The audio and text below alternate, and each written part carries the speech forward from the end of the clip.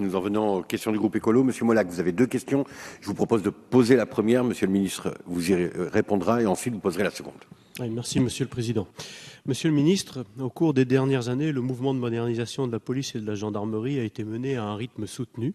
Néanmoins, une part significative de l'investissement de la police et de la gendarmerie réside dans des actifs immatériels. Il s'agit tout d'abord de valoriser le capital humain via la formation des personnels. S'agissant de l'investissement dans l'immobilier, d'importants retards ont été pris au cours des dernières années, l'immobilier ayant en quelque sorte, servi de variable d'ajustement. Selon la Direction générale de la police nationale, en 2012, 41,5% des bâtiments de police étaient dans un état vétuste ou dégradé.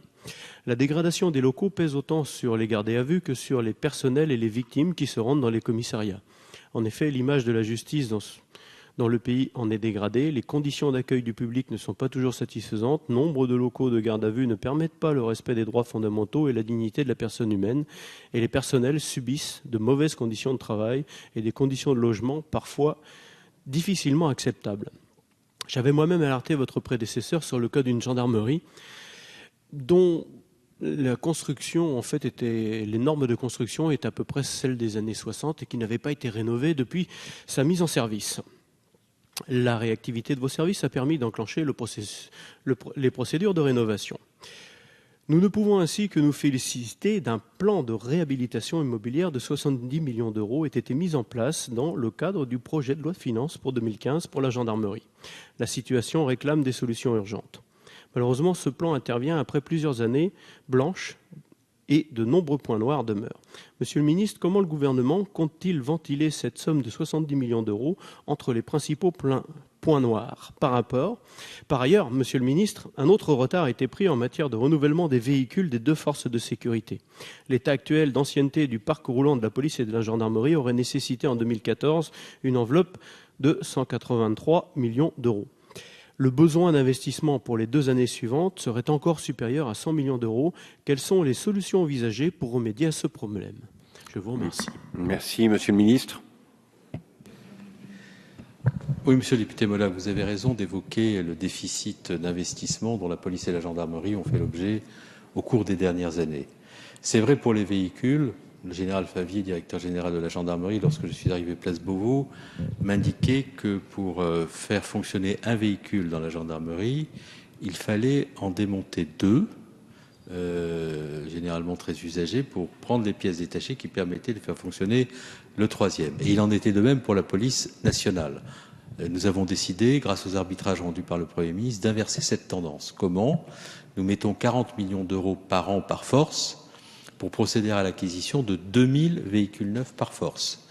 J'inaugurerai dans les prochaines semaines de nouveaux véhicules mis à la disposition de la police et de la gendarmerie qui permettront le déploiement plus facile des forces de sécurité dans les territoires où nous en avons besoin. Et dans les 233 millions d'euros qui ont été annoncés par le Premier ministre dans le plan de renforcement des moyens de la lutte antiterroriste, il y aura également des véhicules spécifiques dont les forces de police et de gendarmerie ont besoin. Par ailleurs, nous faisons un effort d'investissement pour les forces de sécurité. Je vous indiquais tout à l'heure, en réponse à un de vos collègues, que notre effort, c'est plus 22% en autorisation d'engagement et plus 9% en crédit de paiement.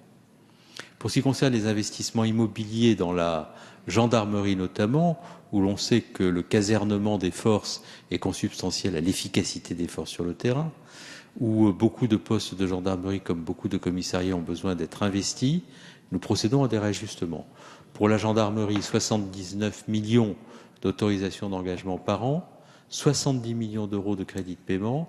J'ai demandé au général Favier, à la direction générale de la gendarmerie nationale, de me faire, à partir de cet effort budgétaire que nous avons obtenu au terme des arbitrages, un plan d'investissement par priorité. Il y a certaines casernes, je pense à celle de Melun, que j'ai visitée. Il y a le plateau de Saclay sur lequel un député m'interrogeait récemment, qui doit faire l'objet d'investissements rapides, urgents. Pour les commissariats de police, il en est de même. Nous allons procéder à des investissements dans les commissariats de police en mobilisant cette enveloppe dont je vous parlais à l'instant. Il y a 2,7 millions de mètres carrés à entretenir, à réaménager. Et ce que nous avons obtenu permettra de faire de la rénovation dans l'hôtel de police de Fort-de-France, d'assurer le relogement du commissariat de Saint-Denis, de l'INPS, de restructurer le cantonnement CRS de Pont-d'Orly et de poursuivre le relogement de la PJPP à Batignolles. C'est donc des investissements importants pour lesquels nous mobilisons des moyens significatifs pour moderniser nos forces de sécurité et leur offrir les meilleures conditions de travail. Merci, Monsieur le Ministre.